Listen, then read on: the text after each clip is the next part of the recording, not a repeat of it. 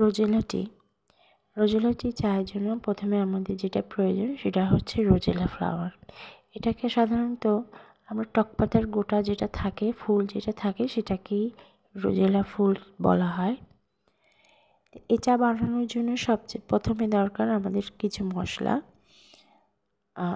মশলা যেগুলো রয়েছে এলাচ, দারচিনি, লং, গোলমরিচ, আদা কুচি আর রোজেলা ফুলের কিছু শুকনো পাপড়ি।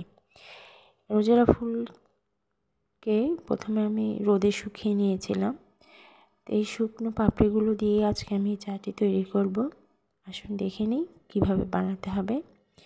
প্রথমে আমি একটি পাতিলে 4 কাপ পরিমাণ পানি নিয়ে নিয়েছি। এতে আমি একে একে মশলাগুলো ছেড়ে দেব। মশলাগুলো দিয়ে 10 মিনিট ফোটাতে হবে ভালো করে। এই চাটি অ্যাজমা এবং হাঁপানি রোগীদের জন্য খুব বেশি উপকারী। আমার বাসায় এটা ছোট থেকে বড় সকলেই এটি খায়। এই চাটি আসলে খুব যেমন বানাতে খুব ইজি এবং খুবই সুস্বাদু খেতে। আপনারা চাইলে এটি বানিয়ে দেখতে পারেন।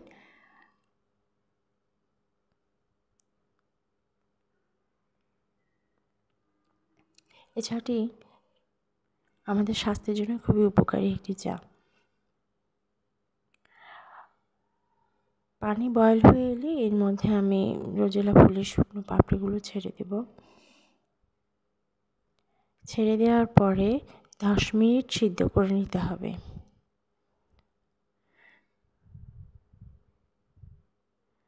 10 মিনিট সিদ্ধ করে নেওয়ার পর দেখবেন এতে একটি সুন্দর একটি লিকার এসেছে।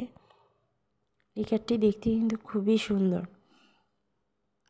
এখানে আমি তেজপাতা স্কিপ করেছি।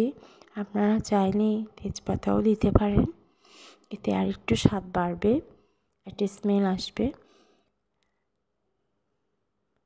চাটি আসলে খুবই সুস্বাদু।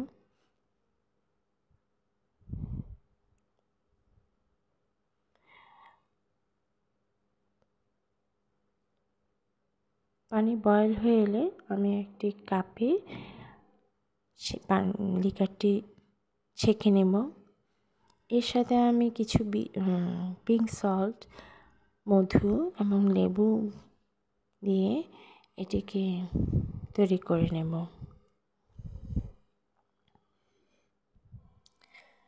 আপনারা চাইলেও চিনি ইউজ করতে পারেন। চিনিতে যাদের প্রবলেম আছে তারা চিনিটাকে স্কিপ করে মধু দিয়েও বানাতে পারেন।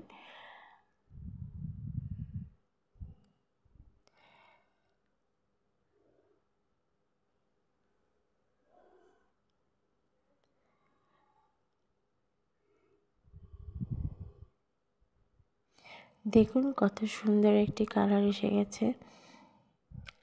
এতে আমি এখন 1 চামচ মধু এবং সামান্য লেবুর রস মিশিয়ে এটাকে মিশিয়ে নেব। লেবুর রস মিশিয়ে নেব।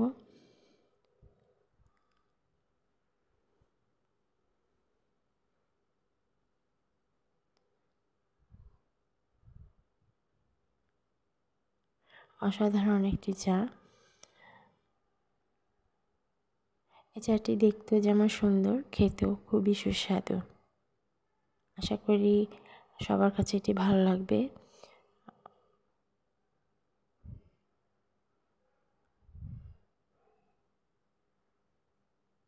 এই চাটি কিছুটা আমরা লেমন টি যেমনটা খাই, স্বাদটা ঠিক তেমনই। তারপরও আপনারা আপনাদের সুবিধার জন্য বাসায় তৈরি করে খেতে পারেন। আজকের মতো এতটুকুই। আল্লাহ হাফেজ। সবাই ভালো থাকবেন।